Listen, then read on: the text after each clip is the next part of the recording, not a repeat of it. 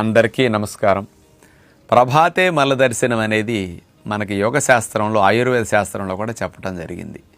ఉదయం లేచిన వెంటనే మల విసర్జన చేయటమే మల దర్శనం అంటారు దాన్ని. అలా అయిన తర్వాత మీరు యోగా చేస్తే ప్రాణాయామం బాగా ఊపిరితిత్తులు చివరకంటూ గాలి బాగా వెళ్ళి మంచిగా వస్తుందన్నమాట.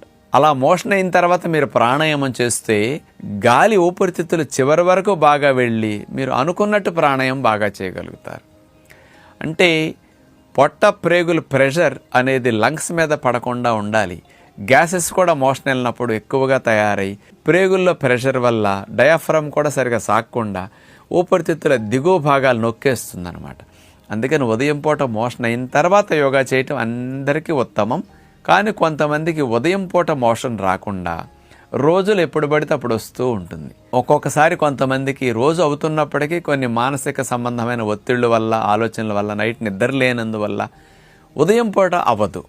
ఈరోజు మోషన్ అవ్వలేదు కాబట్టి ఇక యోగా చేయకూడదేమో, మోషన్ వెళ్ళాకే యోగా చేయాలని అనుకుని కొంతమంది యోగా ఆపేద్దాం అనుకుంటారు.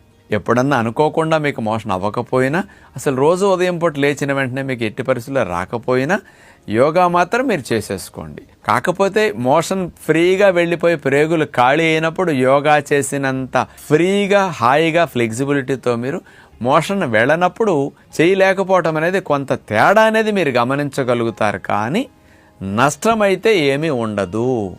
కాబట్టి ఈ విషయాన్ని మీరు గమనించి మోషన్ అవ్వని వారు యోగా చేయడానికి ఎలిజిబిలిటీ లేదన్నట్టు మీరు మానేద్దామని ఎక్కడ వంక దొరుకుతుందని చూస్తారేమో, అలా మానేయాల్సిన పని లేదు, చక్కగా మీరు చేసుకోవచ్చు.